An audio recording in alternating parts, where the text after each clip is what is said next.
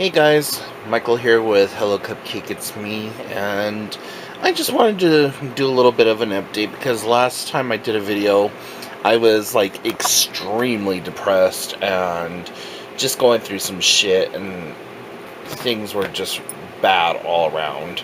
I just didn't know what the hell hit me, really. It just came out of the blue. And I know that the video was like just kind of really vague and nonsensical at the time, but I'm sorry. I can't always just be a happy hello person. So, um, but anyways, yeah, I decided to go ahead and make a video just to kind of give an update about what's going on and stuff like that. And um, the newest recent bullshit to happen is the other night a piece of my tooth fell off. So yeah, that's fun.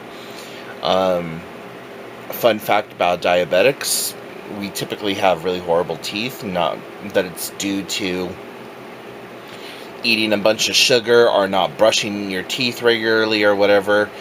Um, Whatever it is about diabetes, it just happens to attack your teeth. Uh, that on top of the fact that I have impacted molars and wisdom teeth, and they're all just kind of competing for space in there, just kind of makes for a really volatile cocktail. Um, but yeah, and it wasn't like a small piece of tooth, it was a really large piece. Well, I think it's large, and it freaked me out. I actually saved it. There it is right there. So, there's my finger in comparison to it. So I have a dental appointment coming up this Thursday, and there's a new dental clinic that opened up that accepts all forms of insurance, like state insurance, Medicare, Medicaid, all of it, um, which is the first of its kind in our county. I don't know if they have them over in like Seattle or in Eastern Washington or any of that other stuff. I just know in our county and in this area, um, they happen to not have them.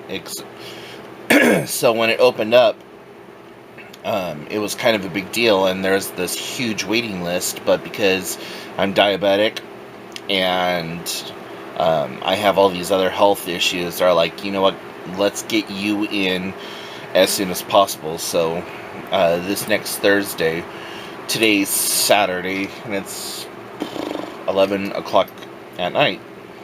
But anyways, so I just got to make it until Thursday. Thank the gods that the pain hasn't hit yet. And I'm saying yet because I know eventually it's going to. Keeping my fingers crossed that it's not. The other thing that I'm really praying that doesn't happen is that they're going to have to extract the tooth, because I have the tooth that fell apart on this side. I have a tooth up here that I had them fill a while back ago, and I think that needs to be redone. And then I have a tooth or two on this side that the same thing happened. It's just kind of crumbled apart. So I'm hoping that they don't have to do extractions, and that they could just like repair it. If they do happen to have to do extractions, I hope that they don't have to do a root canal, because ain't nobody got time for that shit. And I really don't want to deal with the pain and the suffering that comes along with it, and I'm allergic to lidocaine and novocaine, and unless they are willing to put me under, I don't know how I'm going to have this done. So yeah, I'm just like really kind of shitting bricks right now. Like, oh god, what do I do? So that's one new health update. The other health update is that my doctor now wants to put me on blood pressure medication because for the last 4 or 5 visits, my blood pressure has been extremely elevated. And I told him, I said, well, my blood pressure is elevated because I'm in pain and I have a lot of stress going on. And the couple of weeks prior to that video that I made last time, I had like severe depression going on and just a lot of stress. I'm hemorrhaging money right now, like left and right. And for somebody who's on a fixed income and has no money to hemorrhage like that, it's like, fuck, you know. As of right now, it is only the, like, 10th or 12th. Yeah, it's the 12th. And I have exactly $7 to last me until the end of the month. I have no freaking clue how the hell that's going to work, but you know what? I am, for lack of a better phrase, letting go and letting God. Just gotta roll with the punches. I've been in worse predicaments. My bills are paid, my rent's paid, my car insurance is paid, my registration is paid, my insurance is paid, so I'm golden. I'm ahead of the game where some people are not. So I'm just really kind of happy with all that right now. And just taking it one day at a time like I normally do. So yeah. What else is going on? Really nothing else. I mean, I'm just in a better headspace right now. I honestly do not know what the hell's caused that depression, though. It was bad. It was really bad, guys. Like, I hate to say this about myself, but it was to the point where I got into the suicidal ideation aspect of my mental health problems. I was just thinking about it all the time, just like laying here in bed, fantasizing about it, just thinking about, well, I could do it this way, I could do it that way, blah, blah, blah, blah. But, thankfully, I made it through, and I don't ever plan on doing it, but I've planned it out, if that makes any sense. I'm thankful that my tooth broke when it did, not back when I was going through that depression really bad, because I think that would have been the straw that broke the camel's back. I don't think I could have handled that very well.